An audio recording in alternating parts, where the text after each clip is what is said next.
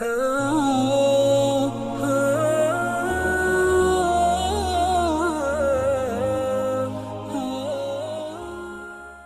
saya kurang fit.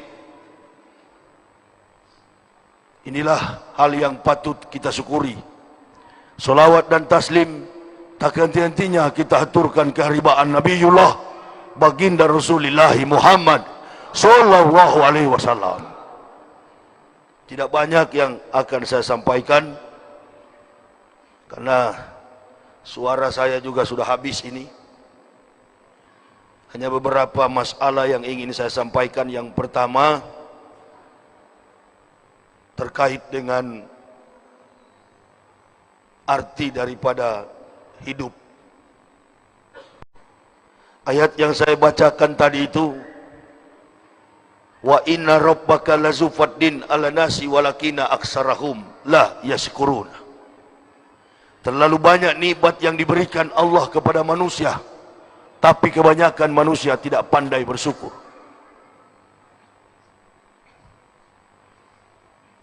Hidup yang diberikan oleh Allah ini kan adalah sesuatu yang bermanfaat.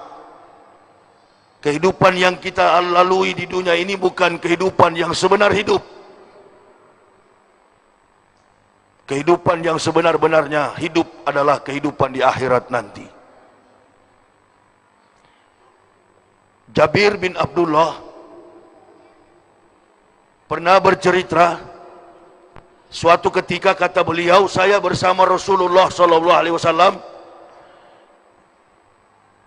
maka datanglah seorang laki-laki berbaju putih, rambutnya terurai gagah. Lalu laki-laki ini mengucapkan salam kepada Rasulullah.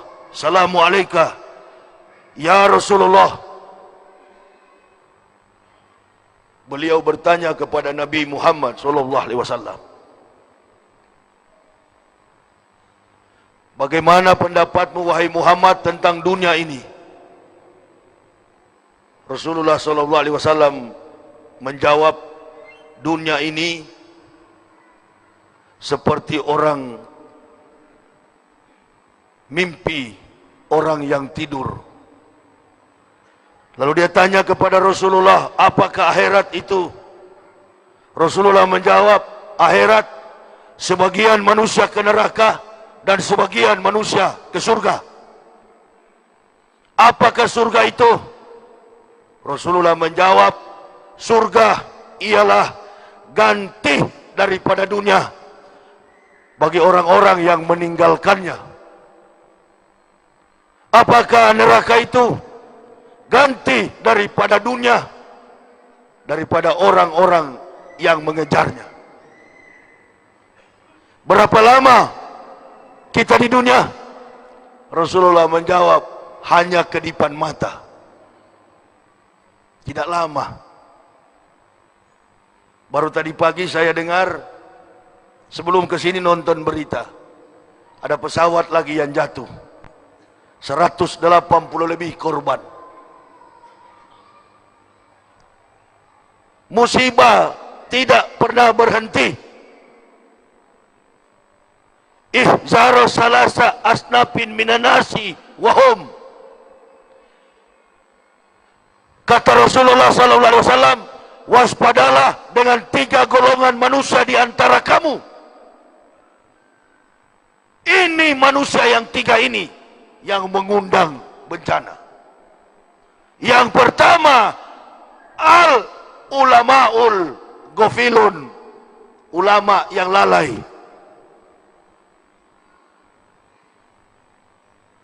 Yang kedua,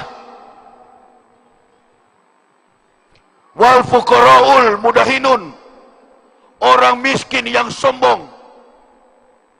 Dan yang ketiga, wal mutasawwifunal jahilun, orang sufi yang bodoh. 3 golongan manusia ini, kata Nabi, waspada. Ulamaul gofilun, ulama yang lalai.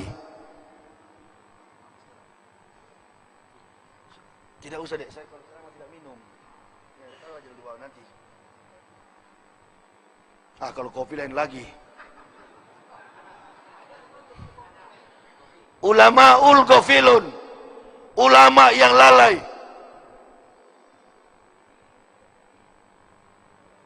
Apa yang mengakibatkan umat Nabi ini lalai? Dalam rentetan sejarah perjalanan umat Nabi sallallahu alaihi wasallam, ada dua yang sering menggoda umat Nabi ini supaya mereka jatuh. Yang pertama adalah syaitan jin dari bangsa manusia. Yang kedua ialah harta, kedudukan, pangkat dan jabatan. Jujur atau tidak jujur, sekarang ini umat Islam sedang kehilangan figur pemimpin. Bukan pemimpin negara. Kalau pemimpin negara banyak. Tapi kita sedang kehilangan pemimpin agama. Betul atau betul? Betul atau betul? Allahu Akbar. Karena ulama sudah lalai. Bukankah tugas yang paling mulia di dunia ini adalah seorang ulama? Qiwamud dunya bi arbaati asa.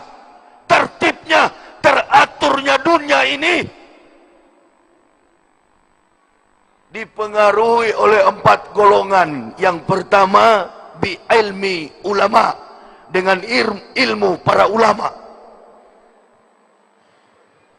Ini hadis Nabi SAW. Ilmu para ulama yang menenteramkan kita.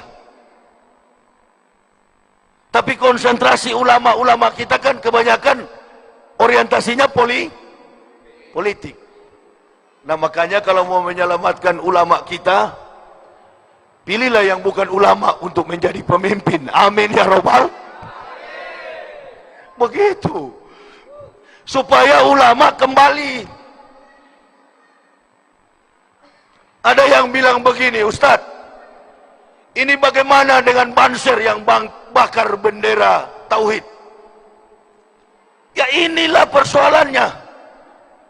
Karena peran daripada ulama hari-hari terakhir ini, konsentrasinya kedudukan, jabatan, pangkat, harta.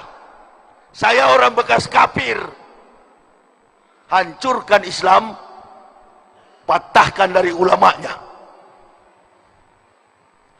Karena orang kafir ini dalam rentetan sejarah tidak pernah menang melawan Islam, baik dalam pertempuran fisik maupun dalam pertarungan sains, ilmu pengetahuan. Kalah orang kafir dengan Islam. Mana ahli sejarah? Buktikan sama saya kalau pernah orang kafir menang melawan Islam. Nggak pernah. Terakhir yang direbut oleh Salahuddin Al-Ayyubi, sedang pernah menguasai dataran Eropa. Singa yang menguasai daratan Eropa sampai merebut Spanyol, Lisabon. Itu pertempuran terakhir. Sekarang tinggal kenangan.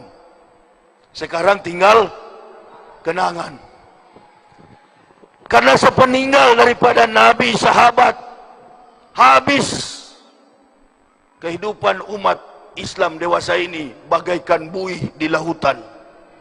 Banyak tetapi tidak berkutik. Bakar bendera. Itulah cara orang kafir. Karena mereka tidak mampu mengalahkan Islam, mereka memakai satu konsep, hancurkan Islam pakai orang Islam. Makanya saya nggak akan berpengaruh orang bakar bendera. Saya cuma mengatakan goblok di atas goblok. Ini adalah pegangan hidup dan mati kita, bendera tauhid. Ini anak-anak yang tidak tahu apa-apa. Situasi dan kondisi kita dalam keadaan menyambut pemilihan presiden. Ada pihak-pihak yang mengadu domba. Siapa? Hanya 2 yang mengadu domba itu. Kalau bukan kafir, komunis. Jadi kita jangan terpancing umat Nabi. Seburuk-buruk Banser, seburuk-buruk Ansor, tetaplah saudara. Patut dicurigai Pak Yahya ini. Saya nggak mau, kalau sesama muslim saya nggak suka. Anak-anak kemarin kau bakar, ada yang suruh. Supaya apa? Kita beradu. Makanya saya katakan, kalau mau bela NKRI, sekolah pintar-pintar, melamar jadi tentara, melamar jadi polisi, bela negara. Nggak tahu malu kau, gereja kau jaga, ustadz kau tolak dari masjid.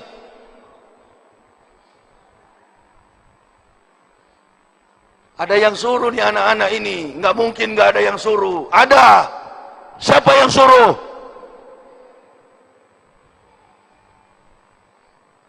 Yang menghancurkan Islam ini bukan orang kafir, nggak mau. Dia nggak mau tampil di depan. Dia bermain di belakang. Makanya jangan heran yang melarang azan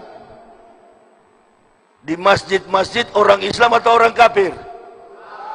Salah, orang munafik.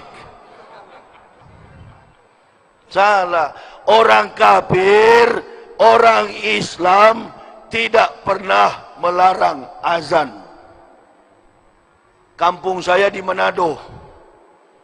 Sejarah orang Manado itu tidak pernah melarang orang Islam azan.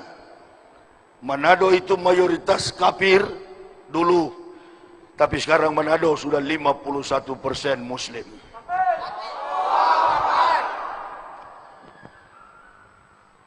Islam kan orang kafir.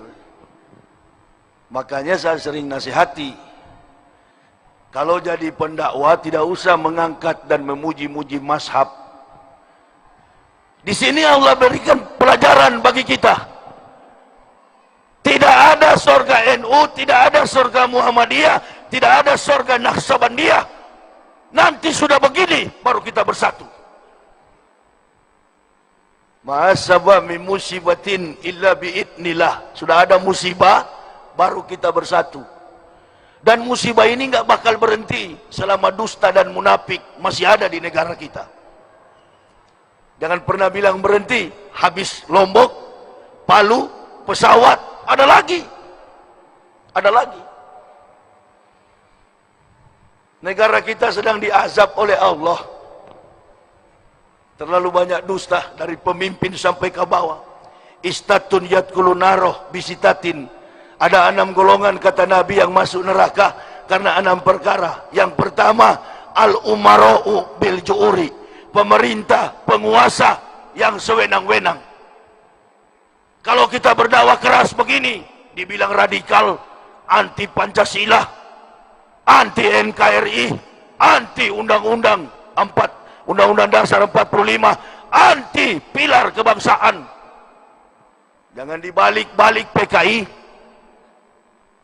Ini konsep yang sudah berakar kuat.